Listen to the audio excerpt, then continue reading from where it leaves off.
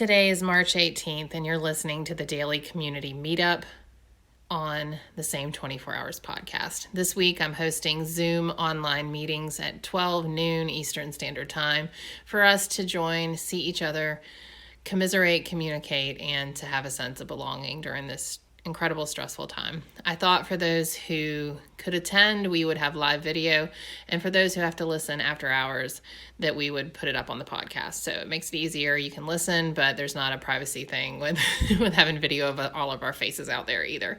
So today's guest, special guest during the live meeting, was Jen Elizabeth.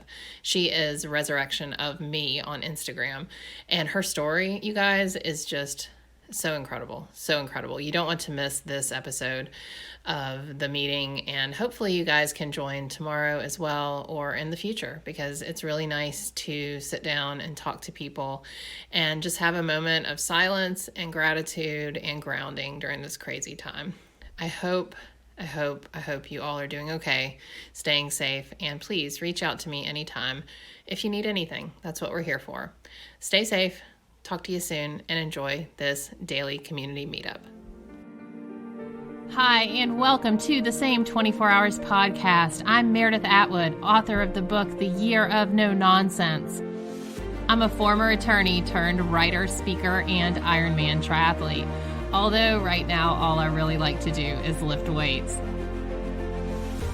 We all have the same 24 hours, but it's what we do in those hours that leads to our greatest health, happiness, and success. It's my goal to crack the code on a life of less nonsense so we can all make the most of our 24 hours.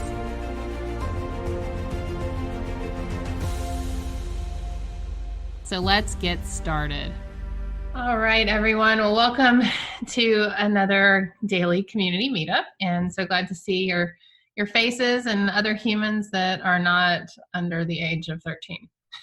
So it's great to see you all for another installment. Today's special guest is Michelle Robin, but I don't see her on yet. So hopefully she'll join. If not, I know that we will have just a perfectly acceptable good time regardless.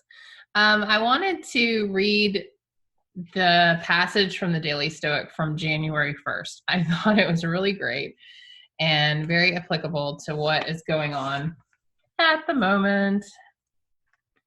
So, all right, here we go. Control and choice. Dun, dun, dun.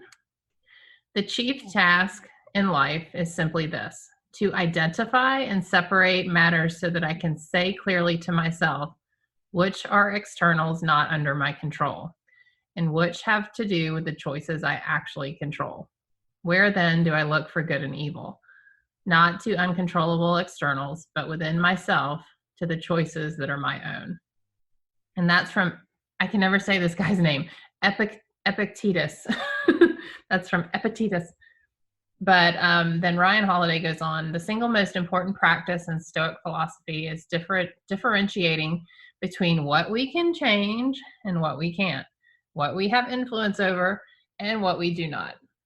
No amount of wishing will make you taller or shorter or born in a different country.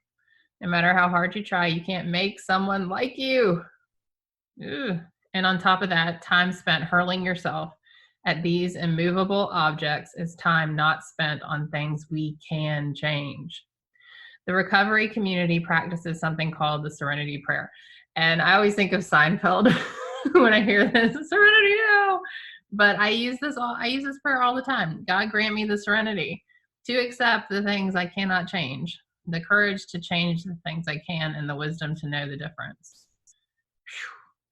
The same is true for us today. If we can focus on making clear what parts of our day are within our control and what parts are not, we will not only be happier, we will have a distinct advantage over people who fail to realize they're fighting an unwinnable battle. It was interesting because last night I texted my dad. Anyone that knows me knows that that's a complicated, just ball of wax, ball of yarn.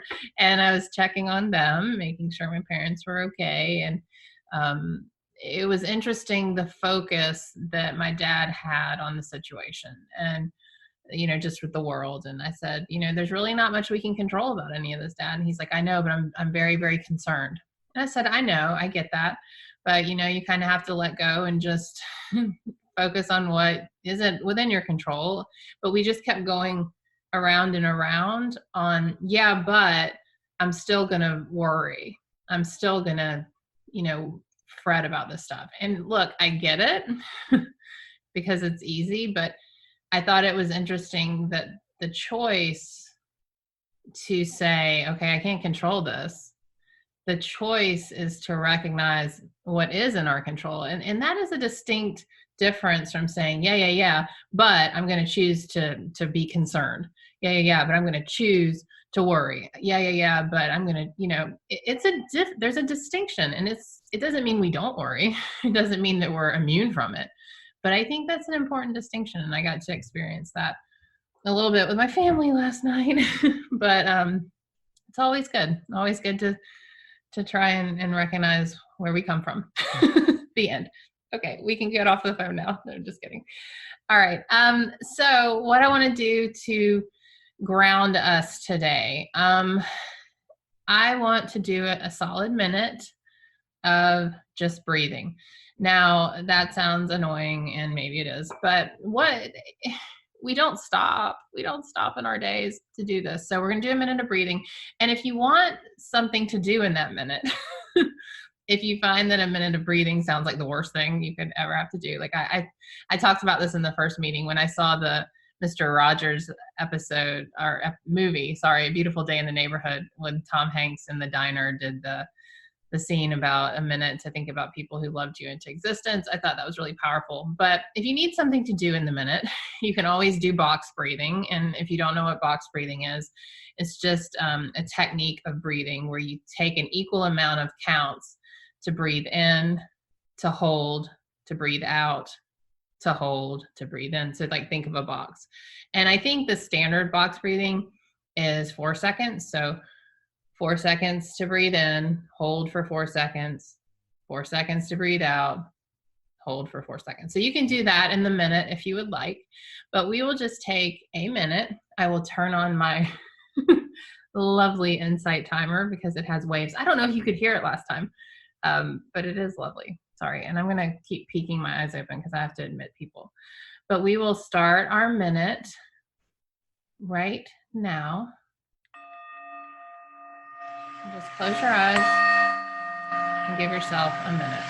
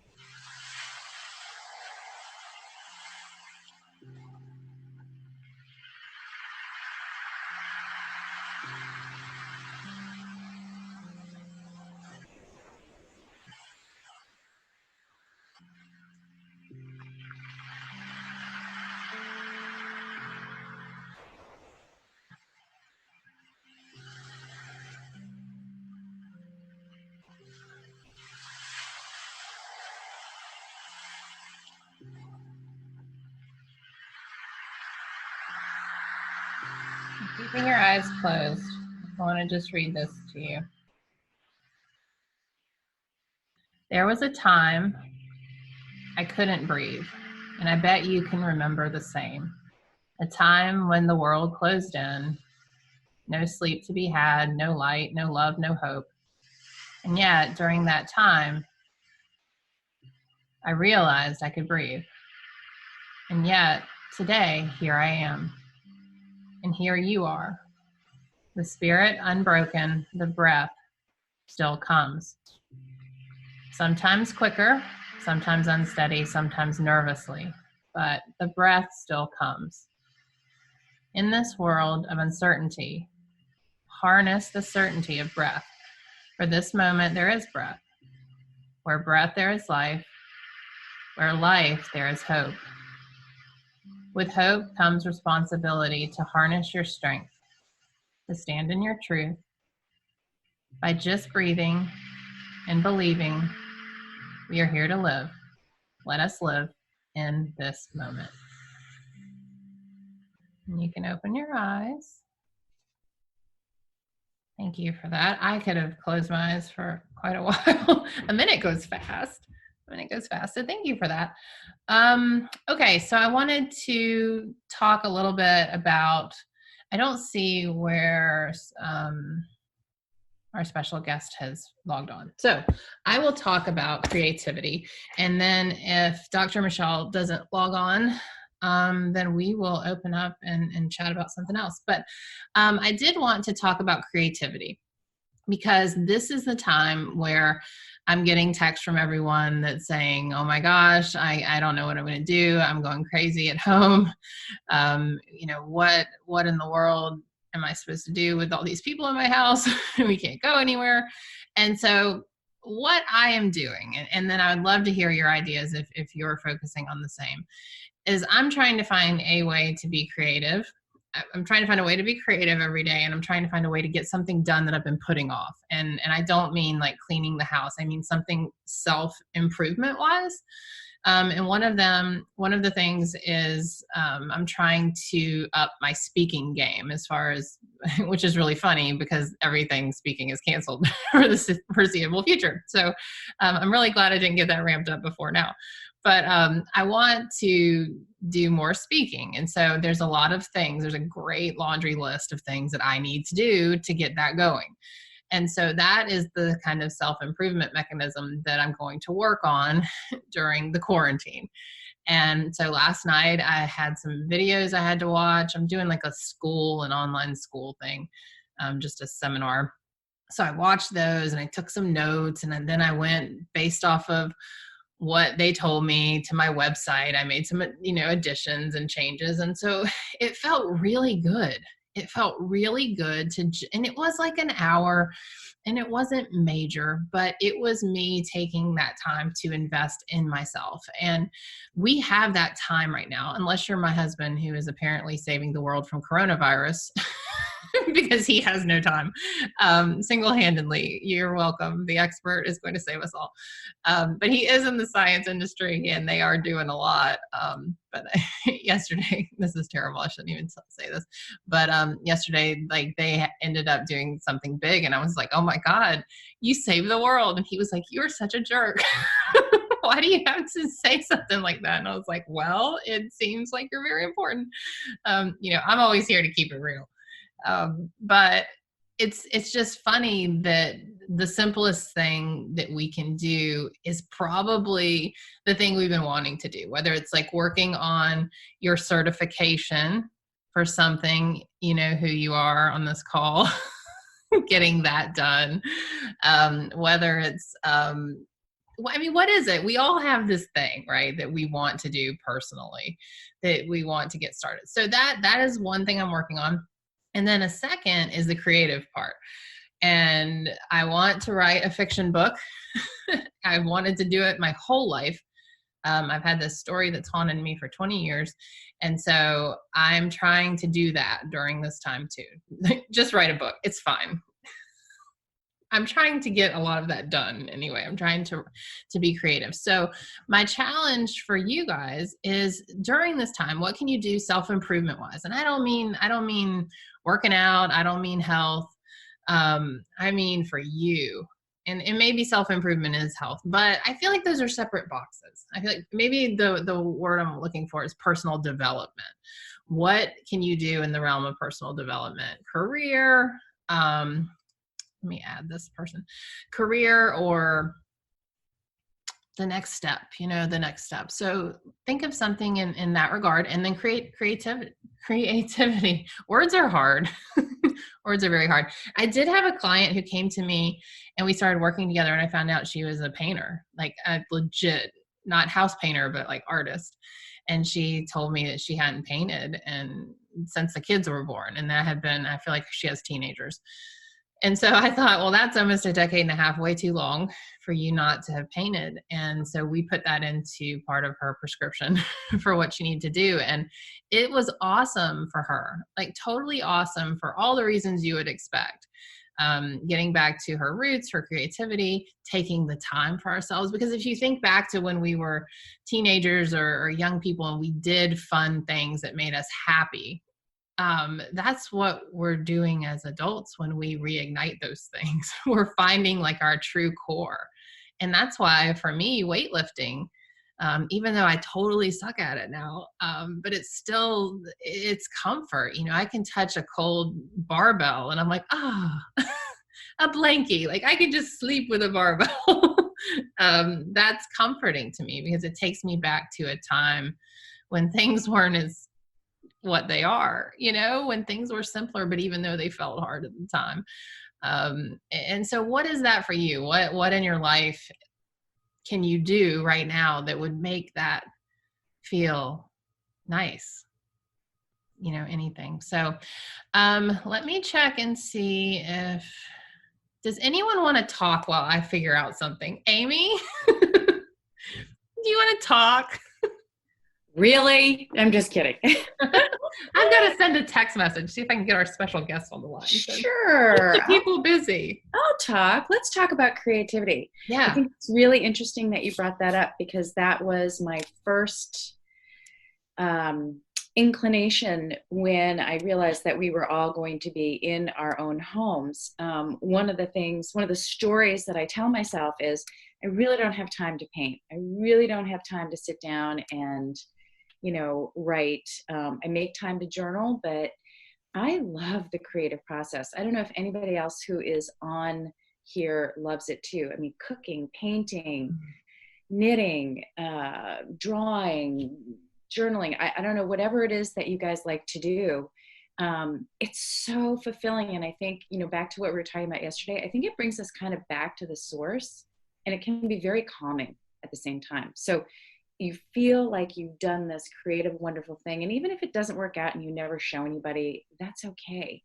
I think creativity, I think it's really, really important. I think we should all be building it into our schedules, because I don't know about you guys, but now I see everyone saying, okay, I have to make a schedule. Otherwise, I'm not only going to be in my pajamas all day, but I really am not going to get anything done. And I think you mentioned something so important too, like that you don't have to share it. No. There's this whole fear that we have to write and share. It doesn't have to be, it doesn't have to be good enough or good or bad. Yeah. The process itself, I think, continues to bring you alive and expands you, which I think is hugely important. Anyway, that's all. Yeah. And I think too, sometimes the hesitation to do something creative is, oh, but it's not good. Right. You know, it's just not good, but it doesn't matter. And like Amy says, if we can get to the point where we just do the process. Right. Just the process is what it is. Yeah. It's setting the habit. Okay, I'm sitting down with and for me, writing is that way. Mm-hmm. I have to force myself to write, but then sometimes it comes, but then sometimes it just does not. It's a habit. The creative process is a habit. So Beth says, what is the best way to make space to be creative when we have this time instead of refolding the towels? 5 times. Will you come to my house and fold my towels? I think on one of these calls, I'm going to show you guys what a wreck my house is so you can stop thinking I have my act together. Like our laundry, oh my gosh. You really have refolded your towels. I want to see your linen closet. Are you one of those? I'm going to unmute you, Beth, just because you're cracking me up. Okay, so real talk. How many times have you actually refolded the towels? I haven't, but I gave my dog a bath this morning instead of journaling. Instead of journaling. Oh, maybe it's avoidance. Maybe because it's hard. I don't know if we are all women on this call, but I think that we kind of get wrapped up in this narrative that me time isn't productive time. Right. Because we've got kids or family members or other obligations. And I think that in this time of uncertainty, it is critically important, as typically women, we are the caregivers of ourselves and our community, to take that 15 minutes. Meredith, when we started working together, you said to take 15 minutes or 10 minutes in the morning, just 10 minutes. And it's hard. Like, for example, I love my kids. They're in the kitchen right now. Looks like making waffles, possibly. Oh, I'm coming to your house. You're burritos. not Burritos. Emma just said they're making burritos. But now that I've got two kids, one university student homeschooling and a high school student homeschooling, and now they're competing for my office space, which is also my creative space. So before the call, Emma and Sarah were negotiating. Emma's like, well, I need mom's office from 9:30 to 12:30, Monday through Friday. And Sarah's like, well, I have a Zoom call for my AP Psych at, whatever time. All right. And so, there's like a lot of negotiation of time and space. Yeah. And I think you're right too. I was talking to someone yesterday, and there is a certain, and I hate to gender type it, but there is a certain theme of mom gives up first, like, oh, you need this. Okay. It's fine. Let's take it, and in my life, I don't even really get asked. Like, I went up to my room last night, and all of my black dresses had been pulled off the hangers, and they had all my high heels out, and apparently there was a fashion show that had gone on, and then they just left it. And I think, no one cares. No, and I look at my husband's closet, no one's in his closet, and I sit down to do a podcast yesterday, and the armrest on my desk chair was gone. Like, they had apparently been spinning in it, and it came off, and I don't know where they put it. It's stuff like that I'm like, mom just doesn't matter in this equation of the house. But, that's also a mindset, and but we have to work actively to claim our space, Beth. And that's what you're asking. You're like, how do you actively claim your space? And I think forcefully sometimes, I've told my family every day at 12, I'm having the kitchen, because I don't have an office. My children have an office upstairs. They call it the think tank, and they have their stuff in there. I mean, my kitchen is the office. So I tell them they have to get out. And at 5 till 12 today, these people were making sandwiches in my office. And I told them, I was like, you got to get out. And I was not nice about it. I was like, get out, you get out. This is every day. But that is part of it. You have to put your foot down and claim, like, your space. Like, this is my space. This is my time. I give. And now is my time. And it really is about making space. We're never going to have the space. We're never going to just have the time. If this quarantine is not the gift of time, and we can't find space in this, it will never be done. Like, think about that for a minute. Only my husband, who's off saving the world in the other room, has no time. But everyone else, all of us have more time. We really do right now. And so if the space feels like you're not going to find it, like, that's in your mind, and that has got to be a mindset shift. And Dr. Michelle Robin is on now, and I said the magic word, which is shift. And let me cover this real quick. Lorraine said, as someone who never journaled, I now find it healing to do a mind dump. And that would be, Beth, my next advice is to start there. Find your room, claim your space, and start to do the mind dump. Your 10-minute mind dump. It's worth it. You're worth it. Okay. All right. So, Dr. Michelle, you are unmuted, I believe.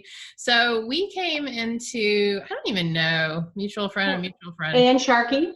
That's right. Ann introduced us. I was out in Kansas City when the COVID started to bubble and made it out there for a great event at Dr. Michelle Robin's clinic at Your Wellness Connection, a beautiful event. Great. One of my favorites, truly. It was a fantastic job. But this is her book she gifted me, Small Changes, Big Shifts. She has a great, and it's backwards, I guess. But she has a great little book and also a podcast. And I thought it would be great for her to come and be our speaker today. And I don't know what you want to talk about, but you're like me. You can talk to a wall for extended periods of time. So I just don't worry about you. I'm not going to give you a topic. Well, I would say thanks for inviting me to be on. And I had you at 12 Central Time, so I really only have about 5 to 7 minutes. Okay. Because I'm still wrapping up with patients. But a couple things. I would tell you all that rhythm builds resilience. And so if you're like me, I'm running a business, seeing patients. This is effed up all of our lives. Not one person on the planet is going to get by without this. But I think the sooner you can find a new rhythm, the more resilience you're going to have. And the same thing's true with your kids. So if I would give you one piece of advice, what I know from being in healthcare for the last, 35 plus years, is that find your new rhythm and try to make that a habit. And I would say divide the days like in self-care, family time, and then your work time, and find that rhythm. So I know, I want to tell you transparently, we're suffering. We're a wellness center. We will rebound, but our practitioners, we've had 50% of our patients cancel this week, and oddly enough, we've had people calling to get in too. It just, the world's just so interesting because some people value this type of medicine and know that it'll help them stay well. And we're committed to staying here as long as they are, but we go home to partners that are nervous that we've been exposed.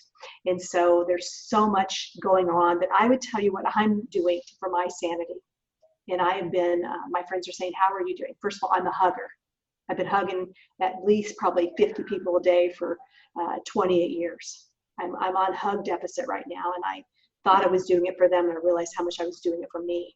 Yeah. And they said, how are you doing? I said, I'm on the right side of the ledge, but I've been on the ledge. And I say that jokingly, but I'm not really joking.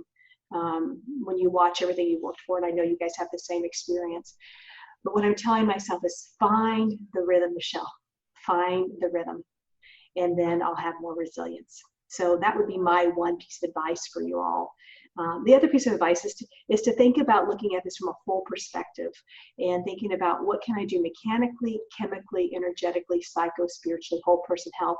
I'm going to put in the notes I posted on the Facebook page.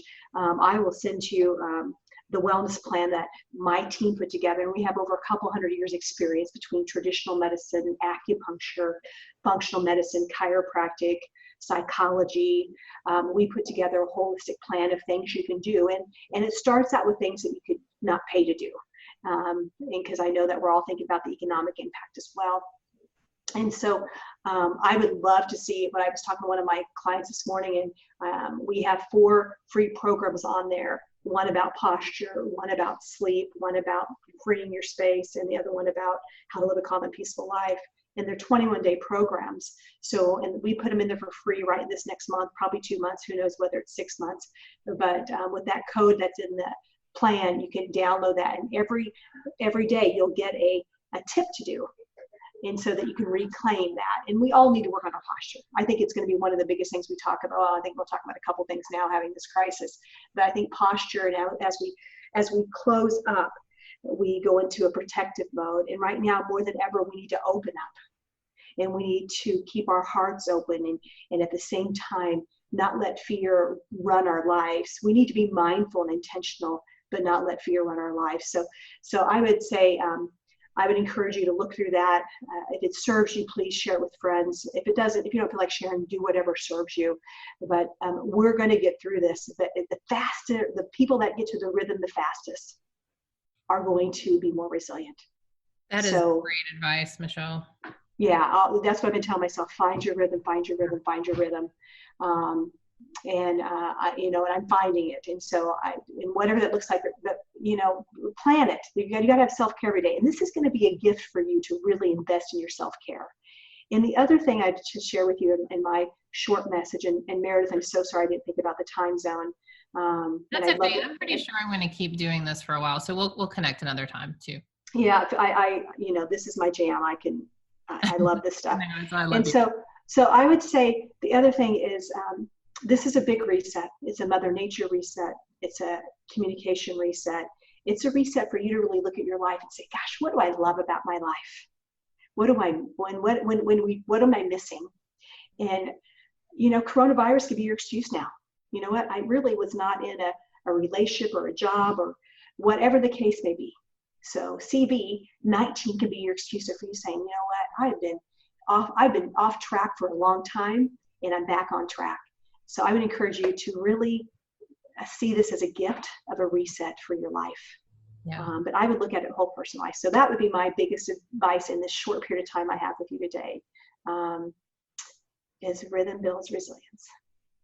Well, I love that. I love that, Michelle. I know you have to go, but we'll connect another time to get you back on, because you have just a wealth of knowledge. And I know we're doing podcasting too. So if you have to bolt, go ahead. But if you can stick around, that's fine too. But that's awesome. Rhythm equals resilience. Yeah. So, all right, everybody. Hey, if you have questions, you know how to find me. Hey, blessings to all of you. Stay good to yourselves. And the more you're good to yourself, you'll have an overflow for other people. All right, Meredith, reach out to me anytime. I'll have a new rhythm by next week. Sounds okay. Good. All right, blessings. Bye-bye.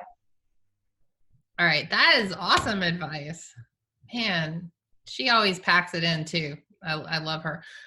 So her podcast, I was on it. I think it's Big Shifts on Instagram, but she has this book, and it's not a huge book, but it's like really packed, just like that was, just Rhythm Equals Resilience. In the book, sorry, I didn't show it. Small Changes, Big Shifts. I imagine you can get it on Amazon. Actually, maybe not. drmichellerobin.com is this book. So I love that. And I think part of what I'm loving about these daily meetups, and they're as much for me as for anyone that watches, is I feel that rhythm. So I wake up, I do my workout, I do my meditation, I do my whatever, emails, and then I'm like, oh, get out of my kitchen, get out of my office, everyone. It's that rhythm. And then afterward, I turn the Wi-Fi off for the kids, because we have Google Wi-Fi. And so I force them to get off their electronics from I think 11:30 to 3:45 every day. And so then they're forced to do it, and they're getting in. The first day was brutal. It was like they were coming off a crack. They were so mad at me, and I thought, gosh, I don't feel like we were on electronics that much, but clearly we were. And then when I get off these calls, we go for a walk with the kids. Sometimes they're not happy about that, but then I work after that, and it is a rhythm. And that, I think, Beth, would be to find the creative process in the rhythm. When do you work best? I think that I'm going to unmute you real quick. What time of day do you work best? Because I think that's important to establish. Well, in the Ayurvedic world, I'm a pitta, which means that I work best from 10 p.m. to 2 or 3 a.m., which is no bueno for sleep. And since I have this little doggo that has to go to bed at 10 because she's on a routine rhythm too. Oh my gosh, that dog is new, right? That's this is my life. I think you're freezing up. Dog. Okay, you're freezing up. It's hard. I guess it's hard to establish a rhythm. I don't know. Oh, my internet connection's unstable. Because all my neighbors are Netflixing, I'm sure. Yeah. So when all things are in balance and I'm just by myself, I can really jam starting at 8 in the morning, 8 to noon. But the problem is, how do we find that space when the house is crazy? Yeah. Yeah. And so far, Joe, RIT is still open. And so he's still going to the office. But that can change in an instant. For example, yesterday they canceled graduation. So commencement is not happening anymore. Yeah. And so everybody, he has his own office, I have mine, but so I'm co-sharing, I'm co-working with my girls. So, yeah, it's going to be a challenge. So I think my challenge is to find a new rhythm to make a new resilience. Yeah. I like that. So would anyone like to share how they have found their rhythm during this time? Has anyone kind of got it dialed in, or at least something that they've learned about themselves as far as a rhythm? Don't be shy. Remember, this helps us improve our public speaking skills. I know who I'm going to make speak because he's going to hate it. Todd, you're unmuted. Hey. Hey. So what I've I feel learned. very powerful. I'm just going to unmute people. Haha. And then everyone dodges off. Just kidding. I'll just do that to Todd because he's a good friend. Go forth, Todd. What are you doing with your rhythm? So I'm still trying to learn my rhythm, right? But one of the things that has helped me out is like with all these kids' schedules for school, like they each have a conference call with their teachers and stuff. I've had to actually take their schedules and add it into my schedules that I know, okay, Maddie's got a conference call at 9, Ian's at 10, Kayla, she's pretty self-sufficient, so I don't have to worry about her. But one of the things that's helped me keep my sanity is I figured out that the Apple TV has Bluetooth, and I've hooked up I've hooked up Maddie's headphones to the TV so that like she can watch her TV all she wants, and I can just sit here and So peace and quiet. Electronic babysitting. Mute, Todd. No. I mean, she's like sitting there watching her cartoons, and I can actually stay and being in the kitchen and working. Yeah, because your office is the kitchen too. Actually, it doesn't have to. You have an office. You just have to. I do have a home office, but it gets taken up by one of the 3 kids during this chaos. Now, tell me about Sarah. Is she working during this time? Because I know. So yeah, she's a physical therapy assistant at nursing homes. It's crazy because every time she goes to work, they have to fill out a questionnaire as to like, do you have a temperature? Do you have any aches? Like it's a questionnaire with all the symptoms. And if she tests or if she answers like yes to one of them, then she gets special treatment, whether it's going to get treated or like, seeking medical advice, whatever. It's interesting because working for the government, I'm teleworking, and she's going to work, and for the past week we weren't approved to telework, and it's frustrating because it's like her livelihood at stake if like I were to bring something home and right, she gets affected by it. So it's interesting. I'm just trying to manage 3 kids and all these pop-up meetings and having to watch Facebook Lives with people reading to them and things like that. It's hectic. That's coming down the pipeline for us. We just got the email today that said like, here's the the daily readings. I'm like, oh, I just can't. And then don't put me in a corner. Don't give me rules. Don't give me rules. Like that's like the rebel. Right. My kids are out of school. We're not, and then that's terrible. Like, but you're like me. I know you're like me. Like we go sit here through like 3 different assignments, and then the Canvas software is like, okay, it's like, okay, did I get credit for it? It's like, oh hell no, I didn't just sit here for 3 hours, and you're not gonna show that I got credit for this. It's like, this is bullshit. Grade A bullshit. It's insane. Like, but here I am trying to play teacher, daddy daycare, work. Like, that's what I was gonna say. Well, it's about time there's some daddy daycare going on. I'm glad. Well, I can. I mean, because otherwise Sarah doesn't get paid. So yeah. Well, thank you for sharing, Todd. Yeah. Give your kids a hug. I will. Okay. And Lorraine, are you still on? Hey, Lorraine, I'm unmuting you. Hey, how you doing? Good. How are you? I'm doing good. Sorry I had to run yesterday. I forgot I had a Skype call for work going on. I was like, all of a sudden they're texting me, are you there? And I'm like, oh yeah, sorry, I'm here. So, but anyway, with regard to the schedule, though I am doing it most imperfectly at the beginning of this situation, I had shared with you, what my rough schedule would be, that's sort of staying on a schedule that, I'm, despite now working at home every day rather than once a week, getting up, getting ready for the day. So, you don't go on multiple days with the same yoga pants and unwashed hair. doing that. And Underpants. and Part of rhythm and resilience. Change your underpants. yeah, that's always a nice plan, especially for the others in the house. So you don't go around as a stinky person. But yeah, just trying to sort of try to maintain business as usual and say, okay, lunch is going to happen despite the fact I'm working at my desk, or I'm working at home.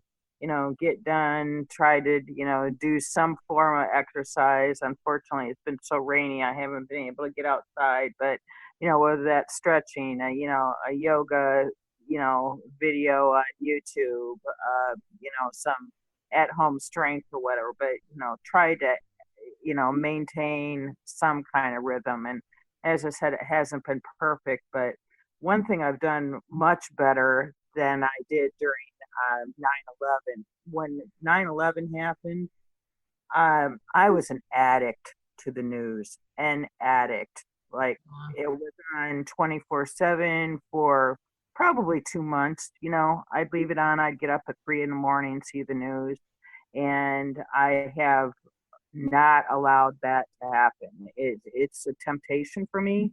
Like somehow I have to have this like tidbit information about whether there's like 2 more cases, but I can't control that, right? Yeah. So, trying to maintain some semblance of a sleep schedule, and for me, I'll put on like Buddhist chants on which are free on Spotify. I'll do that to fall asleep and try to do my little nightly reading before I go to sleep, and just trying to the best of my ability, find a new normal, and not let myself get pulled into the anxiety of the 24/7 news cycle. Yeah, that's a really good point. As I noticed the days I was super anxious, that's a TV right behind me. I had that just going, and I was like, 69 coronavirus cases, 72, and I was like counting down, and I could feel my anxiety rising. And I turned that sucker off. Yeah, that 24-hour news cycle. And I remember growing up, I would sit at dinner with my parents, and my dad would always be like, "Shh, stop talking, the news is on." And I was like, God, what's the big deal? But that was back when the news was, Dan Rather was on at 6:30, and that was it. Like that's how you got that's how you got your national news. And now it's just constant. So that's really great advice, to just turn down the news and stay on your schedule. Okay, Tanya, I'm going to unmute you, and then Suzanne. Sorry, I think Suzanne, it's fine. Go ahead. Tanya, you're unmuted. I think. Hi, everyone. Can you hear me? Yeah.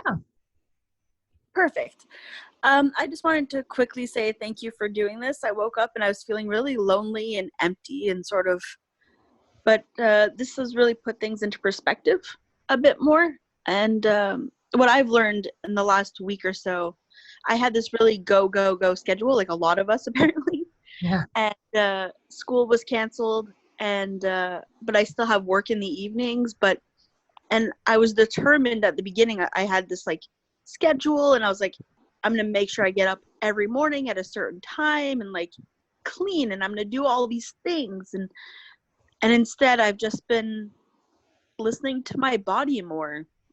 And if I feel like I want to sleep in a bit more, I do. And just really paying attention to how I feel and honoring that instead of freaking out and having to follow the schedule. Like I've decided to take this time to just breathe and become more in tune with what's going on with me and how I can change the things that I can change, right? Like you started with. And that's all I wanted to say. So.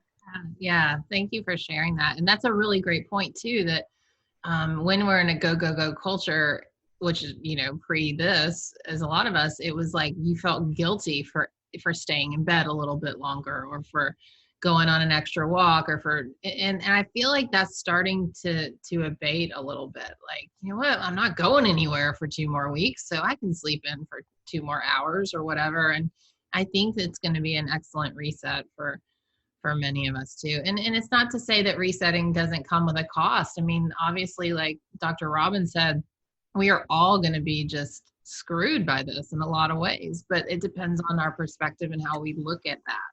Like, what's the exchange rate? If we can, say we lose this, but we gain this, like, what is the long-term benefit of getting our health right during this time? Like, if you've been drinking too much and infused with sugar and you don't exercise and yet you had, major, huge paycheck, but that gets flipped on its head and all of a sudden the huge paycheck's gone, but you have all the time in the world to get your health straight. What long-term is actually the one that matters? It's hard to see it when we're facing it, but both my husband and I have experienced job loss suddenly and thinking, how are we going to do this?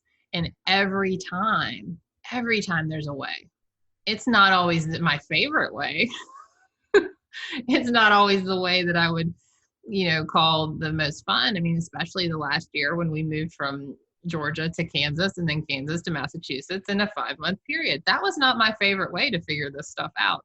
But we're exactly where we need to be. And that faith and trust that is true. And we will end up where we need to be is good.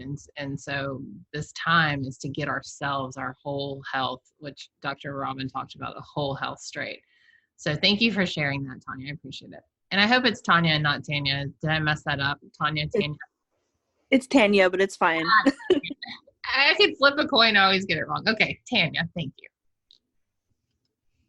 All right, Suzanne, I'm going to unmute you if you're still there. I am. I'm going to turn this around, so I'll wave hi for a moment. Oh, hi, you're walking. I am. So talking about different activities, what I've tried to do is create a daily walk schedule.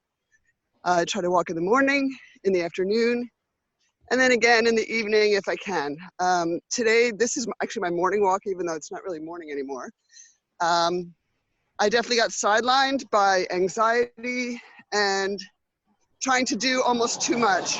There's a car, and this is very Blair Witch Project. Make it black and white and start running, and let's see what happens. Well, it's funny because the bears are out now, and yeah, every once in a while I can see some garbage that's littered, like a pile of it, and that means that a bear has come out. So, no. But the idea of sort of like planning my day and finding a rhythm, as I said. So I'm trying to exercise, walking. We have like a sort of a studio at home, and I mean, not a fancy one, but it's a place that I can work out. And so I have found a couple things online that I can do. Yeah. I have some work, but it's really interesting because I find it really hard to do a couple of them. And yet those are the ones that if I were to do, I would get into the flow. Yeah. And so I find it interesting that I'm sort of resisting that.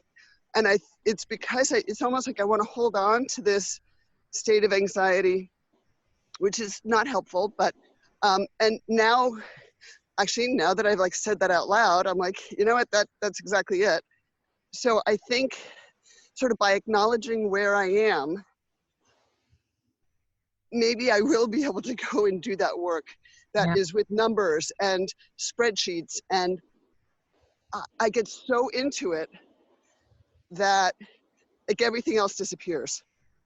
So, I think if we're able to find, I'm not a particularly artistic person, and, but that, so being artistic very often comes with having flow, but also so does, dealing with numbers and finding out the formulas and stuff like that. That actually can be a real flow state too. So. Well, I'm going to send you my taxes. How about that?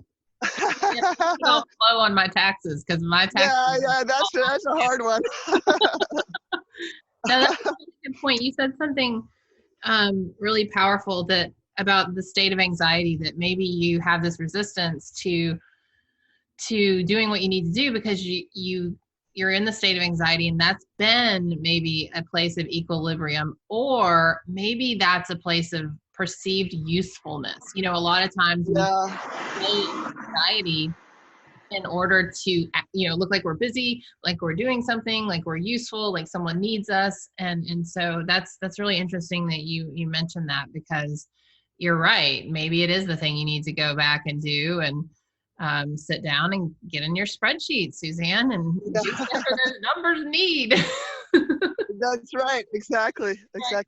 Well, thanks for this. I really love this. And I'm glad that I was able to have you along with me on my walk. Yeah, that's cool.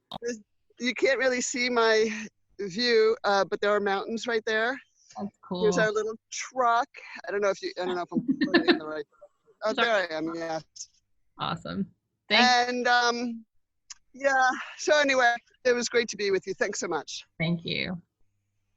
All right. Does anyone else want to share? Carrie, do you want to share anything? I don't want to call you out. You're like, no. Hello. I just saw you mentioned the problem is like kind of people at work chatting about the news, and like so many streams of contact between everyone. I mean, so how do you, like, maybe what's one step that you could take? Because you said, I think I need to add in a communication shutdown time in my rhythm. So what would that look like for you? Like, how do you think you could do that? Well, I don't know. So I have 2 iPhones, a personal iPhone and a work iPhone, and then work chat and personal chat and Facebook. And so it's just like a lot of communication, but maybe not the kind that fills me up, because it's just like, bam, like all over. And then all of a sudden some of it's like negative. So I'm in the Kansas City area, and the state of Kansas decided to cancel school. So it's like all of a sudden everyone at work was freaking out. And so I think I just need to do like a lunch break or something where it's like I'm putting all the different ways of communication like away from me, because it's just a little bit overwhelming. And then that's all in when you're still trying to do some work. Like right. I'd say like 50% of the communication from work right now isn't work related, if that's just the interesting. I mean, part of it's good because it's the chit chat that you do in the office, but part of it I think you can have a regular day, and then like something like that can kind of make you spiral. So yeah, we haven't done a rhythm yet, so I need to work on that. Yeah, that was such a helpful thing, like getting a rhythm. I'm like, oh, I love I know, it's so helpful. Well, let me know if you come up with a great rhythm for your schedule and the daily communication breaks. I could benefit from that. Send me an email. I will. Right. One thing we have done is my kids are old enough to know what's going on, and so they are sort of scared. So we have just tried to, like, we aren't forced the schedule on them because they're supposed to be on spring break right now. But we planned on Friday, we're doing a dinner show, which involves us. Everyone in our family has to come up with something. So yesterday all day they were working on a skit, and like my husband and I think are gonna wing it. So, and I think I'm gonna try to get people to dress up, and I don't know what we're gonna eat, like box mac and cheese or nothing fancy, but just trying to give them something to look forward to, because that's the part that I struggle with the most. It's maybe not the day to day, but just the like, what do we look forward to right now? Oh, yeah. That's a great idea. Thanks for that. Oh my gosh. I can see my daughter loving that and my son being like, oh my God, Mom, you're the worst. So I think it's perfect. Yeah. Well, thank you, Carrie. Yep. All right. Well, we've got about 5 minutes left. If anyone else wants to share, shoot your hand up or your virtual hand. If not, we will close out. I have one thing I wanted to read. It's floating around the interwebs. So you've probably seen it, but I love it. And so I will close with this. It's a Kitty O'Meara quote.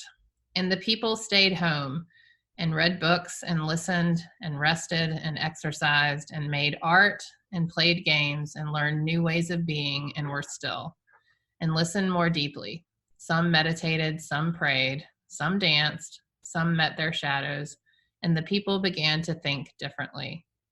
And the people healed. And in the absence of people living in ignorant, dangerous, mindless, and heartless ways, the earth began to heal. And when the danger passed and the people joined together again, they grieved their losses and made new choices and dreamed new images and created new ways to live and heal the earth fully as they had been healed. I love that. I love that. So thank you all for joining, and hopefully I'll see some of you again tomorrow. And stay safe, be well, and rhythm equals resilience. Bye.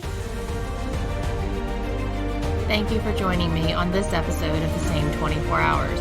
Remember to rate, review, and share this podcast. It really matters. I appreciate it. See you next time.